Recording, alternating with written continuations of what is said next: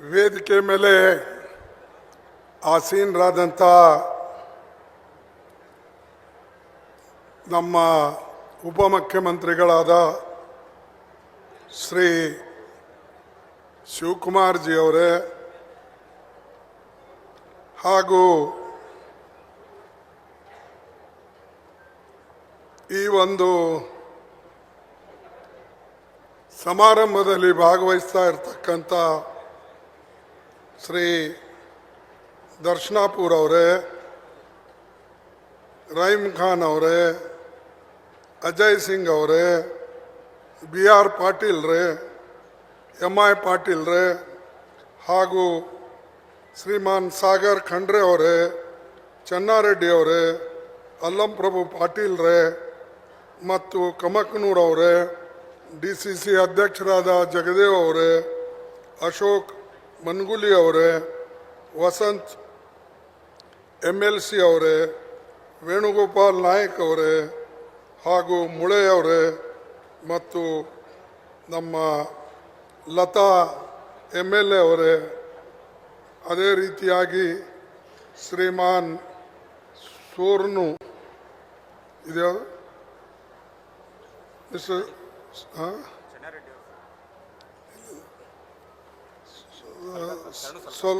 ಶರಣು ಸಲ್ಗರ್ ಅವರೇ ಹಾಗೂ ಭೀಮಾ ಪಾಟೀಲ್ ರೇ ಮತ್ತು ಪ್ರಿಯಾಂಕ್ ಖರ್ಗೆ ಅವರೇ, ಶರಣ್ ಪ್ರಕಾಶ್ ಪಾಟೀಲ್ ರೇ, ರಾಧಾಕೃಷ್ಣ ಅವರೇ ಮತ್ತು ಉಳಿದ ಶ್ರೀಮಾನ್ ಅಂಜುಮ್ ಪರ್ವೇಶ್ ಅವರೇ, ಡೆಪ್ಟಿ ಕಮಿಷನರ್ ಗುಲ್ಬರ್ಗ ಅವರೇ ಹಾಗೂ ಎಲ್ಲ ಇಲ್ಲಿ ಈ ಒಂದು ಸ್ಟೇಜಿನ ಮೇಲೆ ಕುಂತಂಥ ಎಲ್ಲ ನಾಯಕರೇ, ಅಧಿಕಾರಿ ವರ್ಗದವರೇ, ಇಲ್ಲಿ ಉಪಸ್ಥಿತಿರ್ತಕ್ಕಂಥ ಬಂಧುಗಳೇ, ತಾಯಿಂದರೇ, ಭಗಿನಿಯರೇ, ರೈತ ಬಾಂಧವರೇ, ಯುವ ಮಿತ್ರರೇ ಹಾಗೂ ಮಾಧ್ಯಮದ ಬಂಧುಗಳೇ, ನಾನು ಹೆಚ್ಚು ನಿಮ್ಮ ಸಮಯವನ್ನು ತೆಗೆದುಕೊಳ್ಳೋದಿಲ್ಲ. ಕಾರಣ ಈಗಾಗಲೇ ಭಾಳ ಸುದೀರ್ಘವಾಗಿ ನಮ್ಮ ಡೆಪ್ಟಿ ಚೀಫ್ ಮಿನಿಸ್ಟರ್ ಅವರು ಕಾರ್ಯಕ್ರಮದ ಬಗ್ಗೆ ವಿಸ್ತಾರದಿಂದ ಹೇಳಿದ್ದಾರೆ, ಶಿವಕುಮಾರ್ ಅವರು. ಅದೇ ರೀತಿಯಾಗಿ ಅಜಯ್ ಸಿಂಗ್ ಅವರು ಕೂಡ ಎಲ್ಲ ವಿಷಯಗಳನ್ನು ನಿಮ್ಮ ಮುಂದೆ ಪ್ರಸ್ತಾಪ ಮಾಡಿದ್ದಾರೆ. ಹೈದರಾಬಾದ್ ಕರ್ನಾಟಕ ಅಥವಾ ಕಲ್ಯಾಣ ಕರ್ನಾಟಕ ಇದು ಒಂದು ಅತ್ಯಂತ ಹಿಂದುಳಿದ ಭಾಗ ಅನ್ನತಕ್ಕಂಥದ್ದು ಹಣೆಪಟ್ಟಿಯನ್ನು ನಮಗಿದೆ. ಅದು ಏಕೆ ಅಂದರೆ ವಿಶೇಷವಾಗಿ ನಾವು ಶಿಕ್ಷಣ ಕ್ಷೇತ್ರದಲ್ಲಿ ಹಿಂದುಳಿದಿದ್ದಕ್ಕಾಗಿ ಮತ್ತು ಆರೋಗ್ಯ ದೃಷ್ಟಿಯಿಂದ ಕೂಡ ನಾವು ಹಿಂದುಳಿದಿದ್ದೇವೆ. ಎಲ್ಲಿ ಶಿಕ್ಷಣ ಮತ್ತು ಆರೋಗ್ಯ ಕ್ಷೇತ್ರ ಒಳ್ಳೆ ರೀತಿಯಿಂದ ಕಾರ್ಯಕ್ರಮಗಳನ್ನು ನಡೀತವೋ ಅಲ್ಲಿ ವಿಶೇಷವಾಗಿ ಆ ಕಡೆ ಜನ ಎಲ್ಲ ದೃಷ್ಟಿಯಿಂದ ಕೂಡ ಮುಂದೆ ಹೆಜ್ಜೆ ಹಾಕ್ತಾರೆ.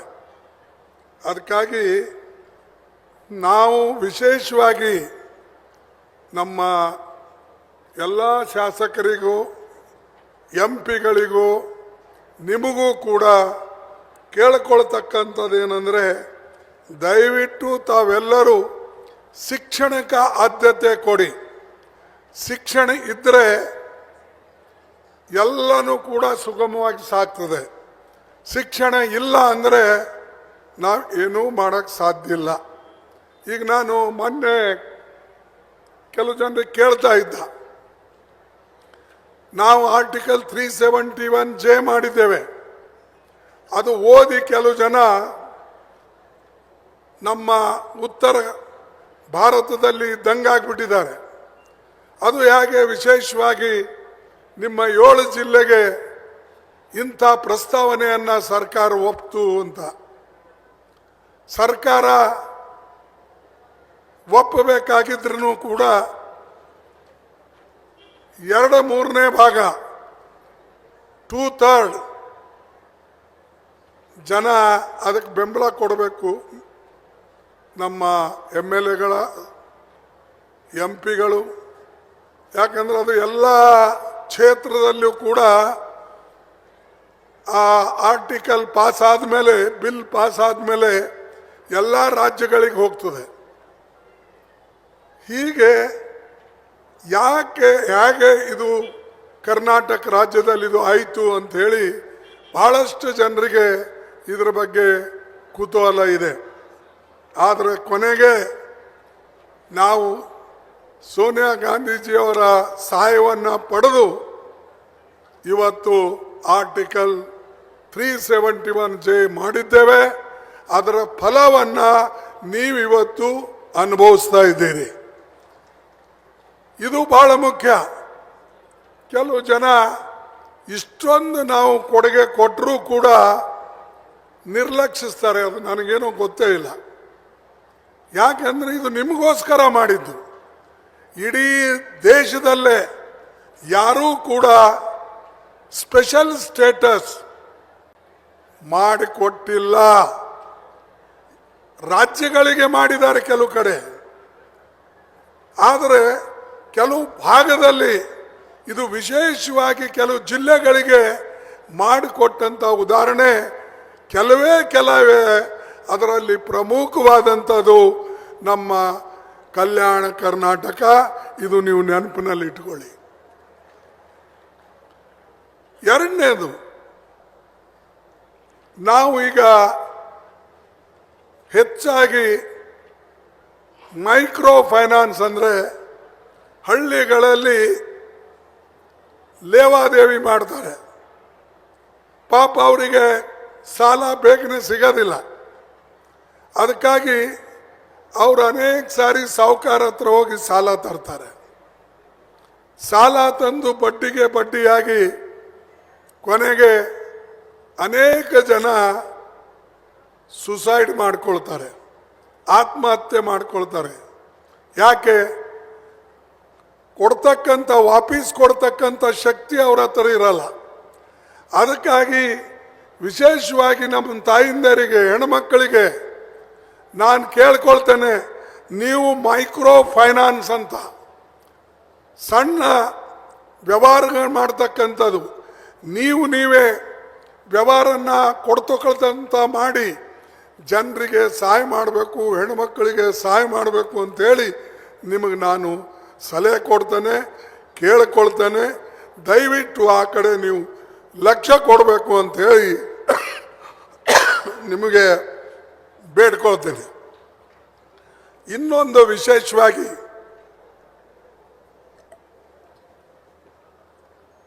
ಈಗಾಗಲೇ ಶಿವಕುಮಾರ್ ಅವರು ಹೇಳಿದ್ರು, ಯಾಕಂದರೆ ಅವರ ಅನುಭವ ಮೇಲೆ ಮಾತು ಹೇಳಿದರು. ಮತ್ತು ಆ ಭಾಗದಲ್ಲಿ ಏನು ಮಾತಾಡ್ತಾ ಇದ್ದಾರೆ ಜನ ಅಥವಾ ಅಲ್ಲಿನ ಯುವಕರು ಯಾವ ರೀತಿಯಾಗಿ ಈ ಭಾಗದಲ್ಲಿ ಇರ್ತಕ್ಕಂಥ ಈ ಒಂದು ಕಾನೂನು ಬಗ್ಗೆ ಮೆಚ್ಚುಗೆ ವ್ಯಕ್ತಪಡಿಸ್ತಾ ಇದ್ದಾರೆ. ಮತ್ತು ಅವರು ಕೂಡ ಇದರ ಲಾಭ ಪಡಿಬೇಕು ಅನ್ನತಕ್ಕಂಥದ್ದು ದೃಷ್ಟಿಯಿಂದ ಕೆಲವು ಸಲ ಹೇಳ್ತಾರೆ. ಆದರೆ ಸದ್ಯಕ್ಕೆ ಈಗಾಗಲೇ ನಮಗೆ ಶಿವಕುಮಾರ್ ಹೇಳಿದ್ರು, 5,000 ಕೋಟಿ ರೂಪಾಯಿ ನಿಮಗೆ ಕೊಡ್ತಾ ಇದ್ದೇವೆ ಪ್ರತಿ ವರ್ಷ ಅಂತ ಹೇಳಿದ್ರು. ಸ್ವಾಮಿ, 5,000 ಕೋಟಿಯನ್ನು ನೀವು 1,00,000 ಕೋಟಿ ವರ್ಷ ಕೊಟ್ಟರು ಕೂಡ ನಿಮ್ಮ ಸರಿ ಸಮಾನ ನಾವು ಆಗಕ್ಕೆ ಸಾಧ್ಯ ಇಲ್ಲ. ನಿಮ್ಮ ಸರಿ ಸಮಾನ ಆಗಬೇಕು ಅಂದರೆ ನಮಗೂ ಕೂಡ ಅಷ್ಟು ಪಾಲ ಕೊಡಿ. ಏನೇ ಬಂತು ನೀವೇ ತಗೊಳ್ತೀರಿ. ಮೈಸೂರಿನಿಂದ ಶುರು ಆಗ್ತದೆ, ದಾವಣಗೆರೆ ಹತ್ರ ನಿಂತು ಹೋಗ್ತದೆ, ಮತ್ತು ಮುಂದಕ್ಕೆ ಬರಲ್ಲ, ಅದು ಬಳ್ಳಾರಿಗೂ ಬರಲ್ಲ. ಅದಕ್ಕೆ ಸ್ವಲ್ಪ ನೋಡಿಕೊಂಡು ನೀವು ತೂಕವಾಗಿ ಇದನ್ನು ಮಾಡಿದರೆ ಇವತ್ತು ಇಂಥ ಪರಿಸ್ಥಿತಿ ನಮ್ದು ಇರ್ತಾ ಇರಲಿಲ್ಲ. ಮತ್ತು ಈ ಪರಿಸ್ಥಿತಿ ಇವತ್ತು ಜನರಿಗೆ ಬಂದಿದ್ದು ನಾವು ಬಹಳ ಕಾಲ ಈ ಕಡೆ ಲಕ್ಷ್ಯ ಕೊಡಲಿಲ್ಲ, ನಮ್ಮ ಮುಖಂಡರು ಕೊಡಲಿಲ್ಲ, ಲೀಡರ್ಸು ಕೊಡಲಿಲ್ಲ. ಒಂದು ದುರ್ದೈವ ಅಂದ್ರೆ ನಾನು ನೋಡಿದ್ದೀನಿ, ಯಾವುದಾದ್ರೂ ಒಂದು ಕೈಯಲ್ಲಿ ಕೆಲಸ ತಗೊಂಡ್ರೆ ಇದು ನಾವು ಮಾಡದೇ ತೀರ್ತೇವೆ ಅಂತ ಹೇಳಿ ಮುಂದೆ ಬರೋದಿಲ್ಲ. ಇದು ಒಂದು ಬಹಳ ದುರ್ದೈವ ಸಂಗತಿ. ಹೇಳೋದು ಭಾಳ ಆದ್ರೆ ಬೈಯೋದು. ಏನ್ರಿ ಆರಿಸಿ ತಂದಿದ್ದೇವಲ್ಲ, ಅವ್ರು ಯಾಕೆ ಮಾಡಲ್ಲ? ಏನು ಮಾಡ್ತಾರ ಅವರು? ಅರೆ ಅವ್ರೇನು ಮಾಡ್ತಾರೆ, ನೀವೇನು ಮಾಡ್ತೀರಿ? ನಿಮ್ಮ ಊರಿಗಾಗಿ ನೀವೇನು ಮಾಡಿರಿ? ನಿಮ್ಮ ಶಾಲೆಗಾಗಿ ಏನು ಮಾಡಿರಿ? ನಿಮ್ಮ ಊರಾಗಿರೋ ದವಾಖಾನೆಗೆ ಏನು ಮಾಡಿರಿ? ನಿಮ್ಮ ಊರಾಗ ದವಾಖಾನೆಗೆ ಏನು ಮಾಡಿರಿ? ಅದು ಏನು ಯಾರು ಅನ್ನಲ್ಲ. ಒಂದು ಕಾಲ ಹಿಂಗಿತ್ತು, ಯಾವುದಾದ್ರೂ ಒಂದು ಊರಲ್ಲಿ ಶಾಲೆ ಕಟ್ಟಿಸ್ಬೇಕು, ಪಶು ಸಂಗೋಪನೆಯಿಂದ ಒಂದು ದವಾಖಾನೆ ಮಾಡಬೇಕು ಅಥವಾ ಹಾಸ್ಪಿಟಲ್ ಮಾಡಬೇಕು ಅಂದರೆ ಜನ ತಾನಾಗೆ ಮುಂದೆ ಬಂದು ತನ್ನ ಜಾಗ ಕೊಡ್ತಿದ್ರು, ಸ್ವಂತವಾಗಿ ಕೊಟ್ಟು ನಮ್ಮ ಊರಿಗೆ ಇದು ಕೊಡಿ ಅಂತಿದ್ರು. ಈಗ ಏನು ಕೊಟ್ಟಿದ್ದ ಜಾಗಕ್ಕೂ ಈಗ ದುಡ್ಡು ಕೇಳ್ತಾ ಇದ್ದಾರೆ. ನಮ್ಮಪ್ಪ ಹಿಂದಕ್ಕೆ ಬರ್ಕೊಟ್ಟಿರ್ಬೇಕ್ರಿ, ಈಗ ನಮ್ಗೆ ವಾಪಸ್ ಕೊಡಿ. ಅದು ಅನೇಕ ಜನ ಕೇಸ್ಗಳು ಹಾಕೋದು, ಸುಳ್ಳೆ ಕೇಸ್ ಹಾಕೋದು. ನಾನು ಗುಲ್ಬರ್ಗಾದಾಗ ನೋಡಿದ್ದೀನಿ, ಕೆಲವು ಕಡೆ ಒಳ್ಳೆ ಇಂಪಾರ್ಟೆಂಟ್ ಜಾಗಗಳಿವೆ. ಆ ಜಾಗಕ್ಕೆ ಅವ್ರೇನು ಮಾಡಲ್ಲ, ಈ ಉಳ್ಳಾಗಡ್ಡಿ ಇರ್ತದಲ್ಲ, ಈರುಳ್ಳಿ, ಆ ಈರುಳ್ಳಿ ಕಟ್ ಮಾಡಿ ಆ ಸ್ಟ್ಯಾಂಪಿನ ಮೇಲೆ ಅದು ಗುದ್ದುತ್ತಾರೆ. ಯಾರಿಗೆ ಗೊತ್ತೇ ಆಗಲ್ಲ ಅದು ಯಾವಾಗಿದ್ದೋ ಏನೋ, ನಿಜಾಮ್ ಕಾಲದೋ ಈಗಿಂದೋ ಅದನ್ನು ಹೇಳ್ಬಿಡ್ತಾರೆ. ಇದು ಏನಂದರೆ ಹಿಂದೆ ನಮ್ಮ ಅಪ್ಪಗಾಗಿತ್ತು, ನಮ್ಮ ಮುತ್ತಗಾಗಿತ್ತು, ನಮ್ಮ ತಾತಗಾಗಿತ್ತು ಹೇಳ್ಕೊಂಡು ಅನೇಕ ಜಾಗಗಳು ಕಬ್ಬಡಿಸ್ತಾ ಇದ್ದಾರೆ ಜನ. ಅವು ನಿಲ್ಲಿಸ್ಬೇಕು.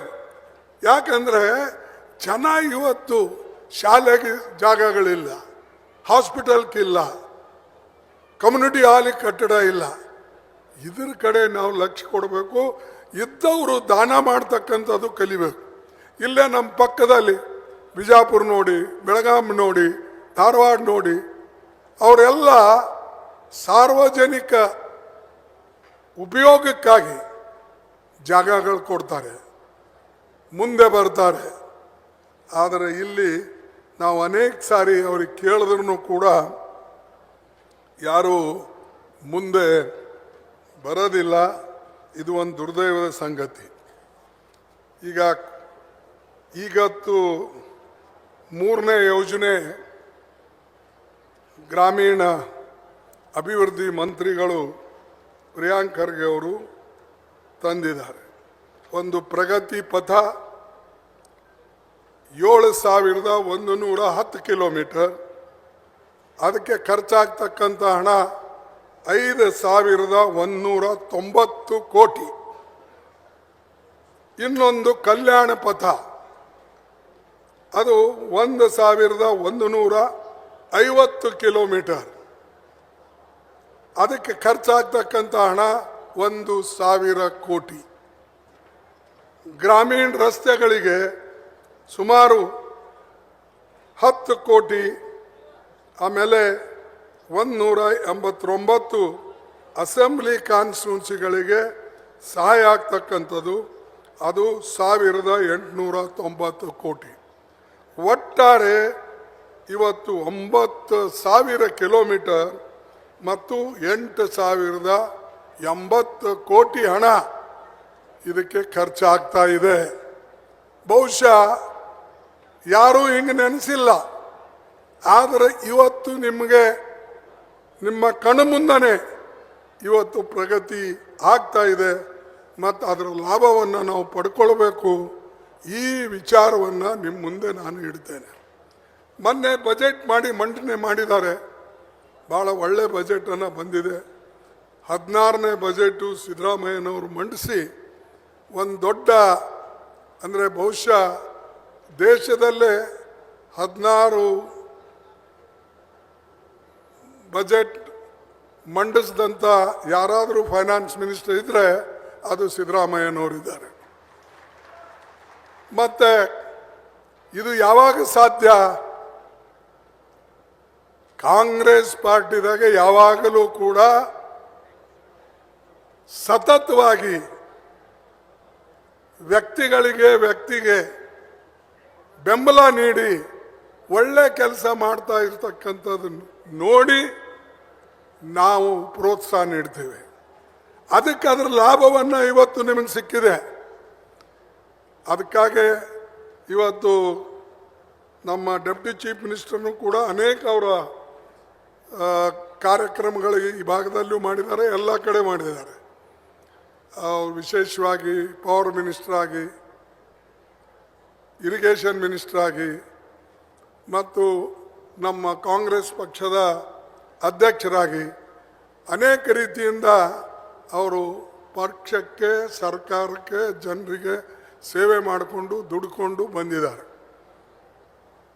ನಾನು ಅವರಿಗೂ ಹಾಗೂ ಸಿದ್ದರಾಮಯ್ಯನವರಿಗೂ ನನ್ನ ವತಿಯಿಂದ, ನಿಮ್ಮ ವತಿಯಿಂದ ಅಭಿನಂದಿಸ್ತೇನೆ. ಹೀಗೆ ಒಂದಾಗಿ ನೀವು ಹೋಗಿ ರಾಜ್ಯದ ಅಭಿವೃದ್ಧಿ ಕಡೆ ಹೆಚ್ಚಿನ ಗಮನವನ್ನು ಕೊಡ್ರಿ ಹೊರತಾಗಿ ನಾವು ಅಭಿವೃದ್ಧಿ ಬಿಟ್ಟು ಮಾತನಾಡಿದರೆ ಖಂಡಿತವಾಗಿ ಜನ ಎಂದು ನಮಗೆ ಮೆಚ್ಚೋದಿಲ್ಲ. ಈಗ ನಾನು ಇವತ್ತು AICC ಅಧ್ಯಕ್ಷನಾಗಿದ್ದೇನೆ. ಅದು ನಿಮ್ಮೆಲ್ಲರ ಗುಲ್ಬರ್ಗ ಜನತೆ ನನಗೆ ಕೊಟ್ಟಂಥ ಒಂದು ಕೊಡುಗೆ ಅಂದರೆ ತಪ್ಪಾಗ್ಲಿಕ್ಕಿಲ್ಲ. ಯಾಕಂದ್ರೆ ನೀವು ನನಗೆ ಮುಂದೆ ತರದೇ ಹೋಗಿದ್ರೆ, ಓಟ್ ಕಟ್ಟು ಆರಿಸಿ ಬರದೇ ಹೋಗಿದ್ರೆ ಬಹುಶಃ ನಾ MLA ಆಗ್ತಿರ್ಲಿಲ್ಲ, MP ಆಗ್ತಿರ್ಲಿಲ್ಲ, ರಾಜ್ಯಸಭಾ ಮೆಂಬರ್ ಆಗ್ತಿರ್ಲಿಲ್ಲ, ಇವತ್ತು ಕಾಂಗ್ರೆಸ್ ಅಧ್ಯಕ್ಷನಾಗಿ ಇರ್ತಿರ್ಲಿಲ್ಲ. ಇದು ಎಲ್ಲನೂ ಕೂಡ ನಿಮ್ಮ ಪುಣ್ಯ. ಆದರೆ ಒಂದೊಂದು ಸಾರಿ ಹೆಜ್ಜೆ ತಪ್ತೀರಿ ನೀವು ಕೂಡ.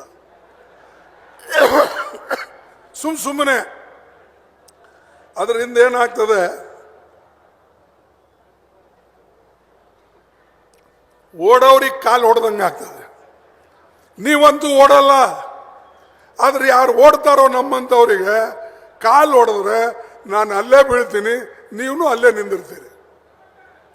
ಇಬ್ರು ಹೋಗ್ಬೇಕಲ್ಲ. ಒಂದು ಕಡೆ ಅಭಿವೃದ್ಧಿ ಆಗಬೇಕು, ಇನ್ನೊಂದು ಕಡೆ ಪ್ರಯತ್ನ ಮಾಡ್ತಕ್ಕಂಥ ವ್ಯಕ್ತಿಗಳು ಕೂಡ ನಿಮ್ಮಲ್ಲಿ ಇರಬೇಕು. ಇದನ್ನ ನಾವು ಅರ್ಥ ಮಾಡ್ಕೊಳ್ಬೇಕು.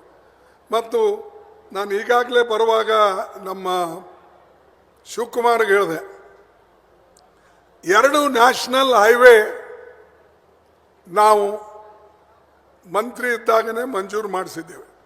ಅದು ಕೆಲವು ಕಡೆ ಅರ್ಧ ಆಗಿದೆ. ಒಂದು ಸೋಲಾಪುರ್ಲಿಂದ ಅಕ್ಕಲ್ಕೋಟ್, ಅಫ್ಜಲ್ಪುರ್ ಮತ್ತು ಯಾದಗಿರ್, ರಾಯಚೂರು ಮತ್ತು ಬೆಂಗಳೂರು.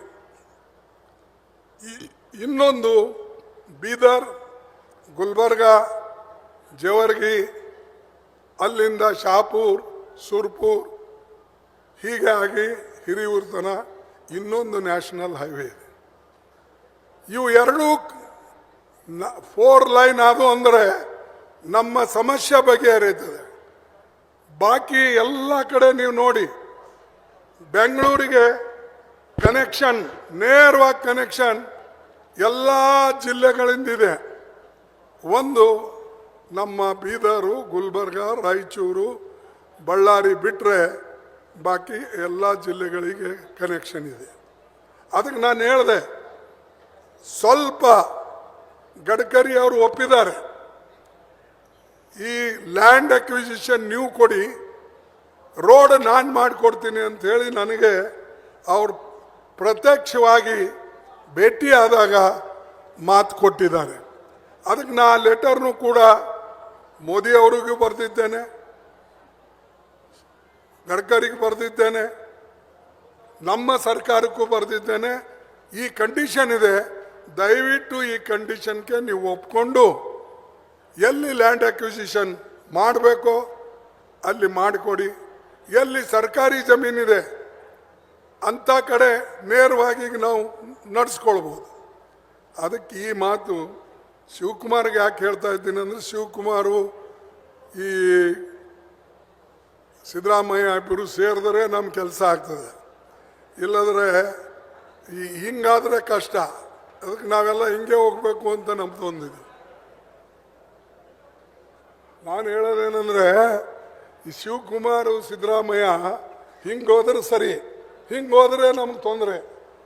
ಅದಕ್ಕೆ ನನಗೆ ನನಗೆ ನನಗೆ ನನಗೆ ರಸ್ತೆ ಬೇಕು, ನನಗೆ ಸ್ಕೂಲ್ ಬೇಕು, ನನಗೆ ನೀರಾವರಿ ಬೇಕು, ನನಗೆ ಆರೋಗ್ಯ ಕೇಂದ್ರಗಳು ಬೇಕು. ನಮ್ಮ ಜನ ಭಾಳ ಮುಗ್ಧ ಜನ. ಹೀಗೆ ನಮ್ಮ ಓಲ್ಡ್ ಮೈಸೂರಷ್ಟು ಹುಷಾರಿಲ್ಲ. ಅಲ್ಲಿ ನೀವು ನೋಡಿರ್ಬೇಕಾದ್ರೆ ಮಂಗಳೂರಿನಾಗ ನಮ್ಮಂಗೆ ಮಾತಾಡಿ ಅವ್ರು ತಾಳ್ತಾರೆ, ತಾಳಲ್ಲ. ಅವರು ಅರ್ಜಿ ಕೊಟ್ಟು ಕೇಳ್ತಾರೆ, ಏನ್ರಿ ಇದು ಇಷ್ಟು ದಿವಸ ಆಯಿತು, ಹಿಂಗಾಯ್ತು, ಹಿಂಗೆ. ನಮ್ಮಲ್ಲಿಲ್ಲ. ಅರ್ಜಿ ಕೊಟ್ಟ ಮೇಲೆ ಪಾಪ ಏನ್ರಿ ಎಷ್ಟು ದಿವಸ ಆಯಿತು, ಯಾರೂ ಮಾಡಲ್ರು, ನೀವು ಪುಣ್ಯ ಕಟ್ಕೊಳ್ರಿ, ಕೈ ಜೋಡಿಸಿ ಹೇಳ್ತಾರೆ. ಇಂಥ ಸಜ್ಜನ ಜನರಿಗೆ ನೀವು ಮೊದಲು ನೋಡಿ, ಆಮೇಲೆ ಬೇರೆಯವರು ಮತ್ತು ನಿಮಗೆ ಶಕ್ತಿ ಕೊಡೋರು ನಾವೇ. ಇಲ್ಲಿ ಇಷ್ಟೊಂದು ನಮಗೆ ಇವತ್ತು ಶಕ್ತಿ ಕಾಂಗ್ರೆಸ್ ಪಕ್ಷಕ್ಕೆ ಬಂದಿದ್ದು ಇವತ್ತು 5 6 MP ಗಳು, ಇನ್ನೊಂದು 7 MP ಗಳು ಈ ಭಾಗದಲ್ಲಿಂದ ಹೆಚ್ಚು ಕಡಿಮೆ ದಾವಣಗೆರೆ ಒಂದು ಬಿಟ್ಟರೆ ಈ ಭಾಗದಿಂದನೇ ಕಾಂಗ್ರೆಸ್ ಪಕ್ಷಕ್ಕೆ ನಿಮಗೆ ಶಕ್ತಿ ಕೊಟ್ಟಿದ್ದು. ಆ ಶಕ್ತಿ ಕೊಟ್ಟವರಿಗೆ ಸ್ವಲ್ಪ ಅವ್ರ ಹೊಟ್ಟಿಗೆ ಆರು ಹಾಕ್ತಕ್ಕಂಥದ್ದು ಮಾಡಿ, ಸ್ವಲ್ಪ ಪ್ರೋಟೀನ್ ಕೊಡಿ ಅವರಿಗೆ. ಅದನ್ನು ಕೊಟ್ಟರೆ ಡೆಫಿನೆಟ್ಲಿ ಎಲ್ಲರಿಗೂ ಒಳ್ಳೆಯದಾಗ್ತದೆ.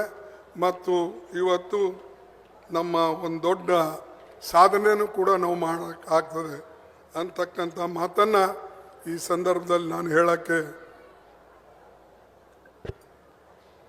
ಇಚ್ಛೆ ಪಡ್ತಾ ಇದ್ದೇನೆ. ಮತ್ತು ಯಾವುದೇ ಯೋಜನೆಗಳಿರಲಿ, ನೀವು ಕಲ್ಯಾಣದಿಂದ ಪ್ರಾರಂಭ ಮಾಡಿ. ಎಲ್ಲ ಸ್ವಲ್ಪ ಮೈಸೂರಿನಿಂದನೇ ಮಾಡಬೇಡಿ. ಕಲ್ಯಾಣದಿಂದ ಶುರು ಆದ್ರೆ ನಿಮ್ಗೆ ಕಲ್ಯಾಣ ಆಗ್ತದೆ. ಆಮೇಲೆ ಮೈಸೂರಿನಿಂದ ಪ್ರಾರಂಭ ಆದರೆ ಅದು ಬೆಂಗಳೂರು ತನನೇ ಬರ್ತದೆ. ಕಲ್ಯಾಣದಿಂದ ಶುರು ಆದರೆ ಕಲ್ಯಾಣ ಕ್ರಾಂತಿ ಆದಂಗೆ ಇಡೀ ಮೈಸೂರುವರೆಗೆ, ಕೊಳೆಗಲ್ವರೆಗೆ ಹೋಗ್ತದೆ.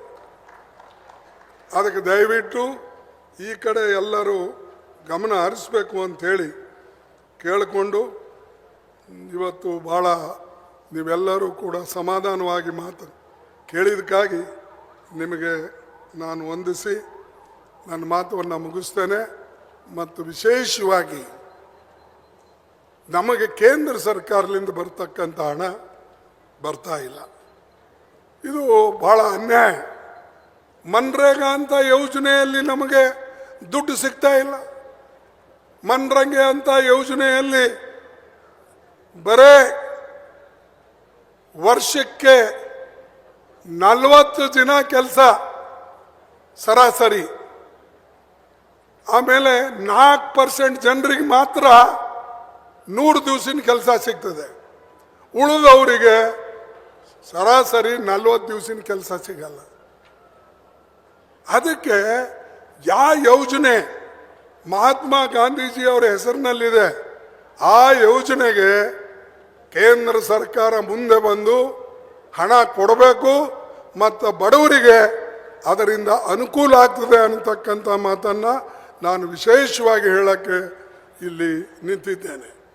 ಅದೇ ರೀತಿಯಾಗಿ ಇವತ್ತು ನಾನು ಹೇಳಬೇಕಾದ್ರೆ, ನಾನು ಭಾಳ ಅತಿ ಹೇಳಿದ್ರೂ ಕಷ್ಟ ಆಗ್ತದೆ. ಆದರೂ ಪರವಾಗಿಲ್ಲ, ನಾನು ನಿಮ್ಮ ಮುಂದೆ ಕೆಲವು ಅಂಶಗಳನ್ನು ಬಿಟ್ಟು 1 ಮಿನಿಟ್ನಾಗೆ ನನ್ನ ಭಾಷಣ ಮುಗಿಸ್ತೀನಿ. ನೋಡಿ, ಒಬ್ಬ ಮನುಷ್ಯ ಎಷ್ಟು ಸುಳ್ಳು ಆಡಬೇಕು? ನೀವೇನಂದ್ರೆ ಲೆಕ್ಕಕ್ಕೆ ನಿಮ್ಗೆ ಎಷ್ಟು ತೊಂದರೆ ಆದ್ರೂ ಕೂಡ ನೀವು ಲೆಕ್ಕಕ್ಕೆ ತೆಗೆದುಕೊಳ್ಳೋದಿಲ್ಲ. 11 ವರ್ಷದಲ್ಲಿ ಮೋದಿಯವರು 11 ದೊಡ್ಡ ಸುಳ್ಳುಗಳನ್ನು ಹೇಳಿದ್ದಾರೆ. ದೊಡ್ಡ ಸುಳ್ಳು, ಸಣ್ಣ ಅಲ್ಲ. ಈಗ ಬರ್ತೀನಿ ನಡಿ, ಇದು ಮಾಡ್ತೀನಿ ನಡಿ, ಇಂಥವಲ್ಲ. ದೊಡ್ಡ ಸುಳ್ಳು 11. ಮೊದಲನೇದೇನು, ಹೊರಗಿನ ಹಣ ತಂದು ನಿಮಗೆ 15 ಲಕ್ಷ ರೂಪಾಯಿ ನಿಮ್ಮ ಜೋಬಿನಲ್ಲಿ ಹಾಕ್ತೀನಿ ಅಂತ ಹೇಳಿದರು. ಹಾಕಿದ್ರಾ? ಇದು ಸುಳ್ಳಲ್ಲ. ಎರಡನೇ ಸುಳ್ಳು, ಪ್ರತಿ ವರ್ಷ 2 ಕೋಟಿ ನಿಮಗೆ ನೌಕರಿಗಳನ್ನು ಕೊಡ್ತೀನಿ ಅಂತ ಹೇಳಿದ್ರು. ಆದ್ರೆ ಸಿಗಲಿಲ್ಲ. ಆದ್ರೆ ಯಾಕೆ ನಮ್ಮ ಯುವಕರು ಈ ಬೆಂಬಲ ಕೊಡ್ತಾರೆ ಅನ್ನೋದೇ ನನಗೆ ಗೊತ್ತಿಲ್ಲ. ಏನು ಜಾತಿ ಮೇಲೆ ಕೊಡ್ತಾರೋ, ಧರ್ಮದ ಮೇಲೆ ಕೊಡ್ತಾರೋ, ಅಥವಾ ತಮ್ಮ ನಡವಳಿಕೆ ಮೇಲೆ ಕೊಡ್ತಾರೋ ನನಗೆ ಅರ್ಥ ಆಗೋದಿಲ್ಲ. ಅರೆ, ಯಾರು ಬಡವರ ಸಲುವಾಗಿ ಕೆಲಸ ಮಾಡಿದಾರೋ, ಗುಂಡೇಟು ತಿಂದು ಸತ್ತೋಗಿದಾರೋ, ದೇಶಕ್ಕೆ ಸ್ವಾತಂತ್ರ್ಯ ತಂದು ಕೊಟ್ಟಿದಾರೋ ಅವ್ರದ್ದು ಖಬರೇ ಇಲ್ಲ ನಿಮಗೆ. ಮೂರನೇ ಸುಳ್ಳು, ಪೆಟ್ರೋಲ್ ಡೀಸೆಲ್ ಇದರ ಕಿಮ್ಮತ್ ಕಡಿಮೆ ಮಾಡ್ತೀನಿ ಅಂದರು. ಎಲ್ಲಿ ಮಾಡಿದ್ರ? ಉಲ್ಟಾ ಪೆಟ್ರೋಲ್ ಡೀಸೆಲ್ ಹೆಚ್ಚಿಗಾಗಿದೆ. ನಮ್ಮ ಕಾಲದಾಗ ಏನಿತ್ತು UPA ಸರ್ಕಾರದಾಗ, ಇವತ್ತು ಅದರದಕ್ಕಿಂತ 40-50% ಹೆಚ್ಚಿಗೆ ಆಗಿದೆ. ನಾಲ್ಕನೇ ಸುಳ್ಳು, 2022ರಲ್ಲಿ ನಾನು ಗಂಗಾ ನದಿ ಬಹಳ ಕ್ಲೀನ್ ಮಾಡ್ತೀನಿ ಅಂತ ಹೇಳಿದ್ರು ಅವರು. ಅವ್ರು ಹೇಳಿದ್ದೆ, ನಾ ಹೇಳಿದಲ್ಲ. ये गंगा माँ को मैं पूरा साफ कर दूंगा, पीने लायक वहां पर पानी होगा. कहाँ है भाई पानी? वहां पीने लायक गंगा नदीनु क्लीन ಮಾಡಲಿಲ್ಲ. ಐದನೇ ಸುಳ್ಳು, ಮೇಕ್ ಇನ್ ಇಂಡಿಯಾ ಮ್ಯಾನುಫ್ಯಾಕ್ಚರಿಂಗ್ 2022ರಲ್ಲಿ 10 ಕೋಟಿ ಹೊಸ ಮ್ಯಾನುಫ್ಯಾಕ್ಚರಿಂಗ್ ಜನರಿಗೆ ನೌಕರಿ ಕೊಡ್ತೀನಿ ಅಂತ ಹೇಳಿದ್ರು. ಅದು ಆಗಲಿಲ್ಲ. ಇನ್ನೊಂದು ಆರನೇ ಸುಳ್ಳು, 2022ರಲ್ಲಿ ಎಲ್ಲ ಭಾರತೀಯರಿಗೆ ಪಕ್ಕಾ ಮನೆ ಮಾಡಿಕೊಡ್ತೀನಿ ಅಂದರು. ಆ ಪಕ್ಕಾ ಮನೆಗಳು ಇನ್ನೂ ಅರ್ಧನೂ ಆಗಿಲ್ಲ. ಏಳನೇ ಸುಳ್ಳು, ರೈತರಿಗೆ ಅವ್ರ ಆಮದಾನಿ ಡಬಲ್ ಮಾಡ್ತೀನಿ ಅಂತ ಹೇಳಿದ್ರು. 2 ಪಟ್ಟು ಆಯ್ತಾ? 2 ಪಟ್ಟು ಇಲ್ಲ. ಇದು ಅವ್ರದ್ದು 7ನೇ ಸುಳ್ಳು. 8ನೇ ಸುಳ್ಳು, ನೋಟ್ ಬಂದಿ ಮಾಡ್ದ. ಹೇಳಿದ್ರು ಏನಂದ, ಮಿತ್ರೋ मुझे सिर्फ 50 दिन दो, 50 दिन में अगर मैं काम नहीं करूंगा तो मुझे किसी भी चौरास्ता पे ठहरा कर मार दो, खड़ा होकर मुझे सजा दे दो. ಇದು 8ನೇ ಸುಳ್ಳು. ಅರೆ, ಅದರಲ್ಲಿಂದೇನೂ ಲಾಭ ಆಗಲಿಲ್ಲ. ಬಡವರು ಹಣ ಹೋಯಿತು. ಎಷ್ಟೋ ಜನ ಪರೇಶಾನ್ ಆದರು. 1000 ರೂಪಾಯಿ ನೋಟು 200 ರೂಪಾಯಿದಾಗ ಮಾರ್ಕೊಂಡ್ರು. ಅದೇ ರೀತಿಯಾಗಿ ಅವರು 9ನೇ ಸುಳ್ಳು ಹೇಳಿದ್ರು. ಯಾವುದು? ಅವ್ರ ಊರ್ಲಿಂದನೇ, ಅಹಮದಾಬಾದ್ಲಿಂದ ಬೊಂಬೈ ತನ ಬುಲೆಟ್ ಟ್ರೈನ್ ತರ್ತೀನಿ ಅಂದರು. 2022ರಾಗ ತಂದು ಬಿಡ್ತೀನಿ ಅಂದರು. ಈಗ 2022 ಹೋಯ್ತು, ಈಗ 25 ಬಂದಿದೆ. ಇನ್ನೂ ಅರ್ಧದಷ್ಟು ಕೆಲಸ ಆಗಿಲ್ಲ. 10ನೇ ಸುಳ್ಳು, PM ಕಿಸಾನ್ ಯೋಜನಾ ಇದು ಮಾಡಿದ್ರು. ಇದರಿಂದ ಕೂಡ ರೈತರಿಗೆ ಲಾಭ ಆಗಲಿಲ್ಲ. 11ನೇ ಸುಳ್ಳು, ಹೊರಗಡೆ ಏನು ಶ್ರೀಮಂತರು ಓಡಿ ಹೋಗಿದ್ದಾರೋ, ಇಲ್ಲೆಲ್ಲ ಬ್ಯಾಂಕ್ಲಿಂದ ಲೋನ್ ತಗೊಂಡು ಅವರಿಗೆ ಹಿಡ್ಕೊಂಡು ಬಂದು ಜೈಲಿಗೆ ಹಾಕ್ತೀನಿ ಅಂತ ಹೇಳಿದ್ರ. ಯಾರಿಗಾರ ತಂದು ಒಳಗೆ ಹಾಕಿದ್ರ? ಹಿಂಗೆ ಇವು 11 ವರ್ಷದಲ್ಲಿ ಮೋದಿಯವ್ರದ್ದು 11 ದೊಡ್ಡ ಸುಳ್ಳುಗಳು. ಇವು ಬಾಕಿ ಒಂದು ಬಿಟ್ಬಿಡಿ, ಚಲ್ರೆ ಮೈ ಓ ಕರುಂಗ ಮೈ ಏ ಕರುಂಗ. ಈಗ ನಮ್ಮಲ್ಲೇ ರೈಲ್ವೆ ಬೋಗಿ ಇದೆ, ಅದನ್ನು ಮಾಡಿ ಅಂತ ನಾ ಪತ್ರ ಬರೆದು ಎಷ್ಟು ದಿವಸ ಆಯ್ತು. ಎಲ್ಲರಿಗೂ ಬರೆದಿದ್ದೇನೆ, ರೈಲ್ವೆ ಮಿನಿಸ್ಟರ್ಗೆ, ಆಮೇಲೆ ಪ್ರಧಾನಮಂತ್ರಿಗೆ, ಎಲ್ಲರಿಗೂ ಕೂಡ ಬರೆದಿದ್ದೇವೆ. ಏನು ಪ್ರಯೋಜನ ಇಲ್ಲ. ಅದೇ ರೀತಿಯಾಗಿ ಯಾವ್ಯಾವ ಅವರು ಮಾತು ಕೊಟ್ಟಿದ್ರು, ನ್ಯಾಷನಲ್ ಹೈವೇದಿರಲಿ, ರೈಲ್ವೆದಿರಲಿ, ರೈಲ್ವೆ ಬೋಗಿದಿರಲಿ, ಇಂಥ ಎಲ್ಲ ಕೆಲಸಕ್ಕೆ ನಾವು ಬರೆದಿದ್ದೇವೆ. ಸಂದರ್ಭ ಬಂದಾಗ ಅದು ಪಾರ್ಲಿಮೆಂಟ್ನೂ ಕೂಡ ಮತ್ತು ನಾವು ಎತ್ತೇವೆ. ನಾನು ಯಾಕೆ ಈ ಮಾತು ಹೇಳ್ತೀನಿ ಅಂದರೆ, ಸುಳ್ಳಾಡಬಾರ್ದು. ಸುಳ್ಳಾಡಿದರೆ ಮತ್ತೆ ನಿಮಗೆ ಯಾರೂ ನಂಬೋದಿಲ್ಲ. ಅದಕ್ಕೆ ಎಷ್ಟೋ ಸಲ ನಾನು ಸುಮಾರು 11 ಎಲೆಕ್ಷನ್ ಗೆದ್ದಿದ್ದೀನಿ. 12ನೇ ಎಲೆಕ್ಷನ್ ನಾನು ರಾಜ್ಯಸಭಾದಲ್ಲಿ ಗೆದ್ದಿದ್ದೀನಿ. 12 ಎಲೆಕ್ಷನ್ ಗೆದ್ದರೂ ಕೂಡ ನಾ ಯಾರಿಗೂ ಕೂಡ ಹೇಳಿಲ್ಲ ಇಂಥ ಕೆಲಸನ ಮಾಡೇ ಕೊಡ್ತೀನಂತ. ನಾ ಅವ್ರಿಗೆ ಹೇಳಿದ್ದು, ನನ್ನ ಕೈಲಾದಷ್ಟು ಇದು ಮಾಡ್ತೀನಿ, ನಿಮಗೆ ಯೋಗ್ಯವಾದಂಥ ಪರಿಣಾಮ ಆಗಂಗೆ ತೋರಿಸ್ತೀನಿ ಅಂತ ಹೇಳಿ ಯಾವಾಗಲೂ ನಾ ನಿಜ ಹೇಳ್ಕೋತ ಬಂದಿದ್ದಕ್ಕಾಗೆ ನಿಮ್ಮ ಆಶೀರ್ವಾದದಿಂದ ಇವತ್ತು AICC ಅಧ್ಯಕ್ಷನಾಗಕ್ಕೆ ಸಾಧ್ಯ ಆಯ್ತು. ಇವರೆಲ್ಲ ಸುಳ್ಳಾಡ್ತಾರ್ರಿ. ನೀವು ಅವ್ರ ಮಾತು ಕೇಳಬೇಡಿ. ಅವ್ರ ಮಾತು ಕೇಳಿ ಕೆಟ್ಟು ಹೋದ್ರೆ ಅಂದರೆ ಮತ್ತೆ ನಮಗೆ ಹಿಂದಿಗಿನ ಕಾಲನೇ ಬರ್ತಾವೆ. ಬಾಕಿ ಮಾತಾಡಕ್ಕೆ ನಾ ಹೋಗಲ್ಲ. ಇವು ಇದ್ದಿದ್ದು ಮಾತಾಡ್ತೀನಿ. ಬಾಕಿದೇನು ಮಾತಾಡೋದು ಅದು ಶಿವಕುಮಾರ್ ಅವರಿಗೆ ಇವರಿಗೆಲ್ಲ ಬಿಟ್ಟಿದ್ದೀನಿ. ಅವ್ರು ಮಾತಾಡಲಿ. ಯಾಕಂದ್ರೆ ಅವರೆಲ್ಲ ಅವರು ದೇವೇಗೌಡರು ಎಲ್ಲ ಕೆಲವು ಜನ ನಮ್ಮಲ್ಲಿ ನಮ್ಮ ರಾಜ್ಯದಾಗೂ ಕೂಡ ಪಾಪ ಕೆಲವು ನಮಗೆ ದೇವ್ರ ಮುಖಾಂತರ ತಂದು ಕೂಡ ಪ್ರಯತ್ನ ಮಾಡ್ತಾರೆ. ದೇವ್ರ ಮುಖಾಂತರ ತಂದು ಕೂಡ ಪ್ರಯತ್ನ ಮಾಡ್ತಾರೆ. ಕೆಲವು ಜನ ನಿಮ್ಮ ಮುಖಾಂತರ ನಾವು ಜನರಿಗೆ ಮಾಡಬೇಕು ಅಂತ ಹೇಳಿ ನಾವು ಹೊಂಟಿದ್ದೇವೆ. ಆದರೆ ಏನೇ ಇರಲಿ, ನಮಗೆ ಯಾರ ಮುಖಾಂತರನೇ ಬರಲಿ, ನಮಗೆ ಒಳ್ಳೇದಾಗಲಿ, ಒಳ್ಳೇದು ಮಾಡ್ರಿ ಅಂತ ಹೇಳಿ ನಿಮಗೆ ಕೇಳಿಕೊಂಡು ನೀವು ಎಲ್ಲರೂ ಈ ಒಂದು ಕಲ್ಯಾಣ ಕರ್ನಾಟಕಕ್ಕೆ ಲಕ್ಷ್ಯ ಕೊಡಬೇಕು ಅನ್ನತಕ್ಕಂಥ ಮಾತನ್ನು ಹೇಳಿ ನನ್ನ ಮಾತು ಮುಗಿಸ್ತೇನೆ. ಜೈ ಹಿಂದ್, ಜೈ ಕರ್ನಾಟಕ, ಜೈ ಕಾಂಗ್ರೆಸ್.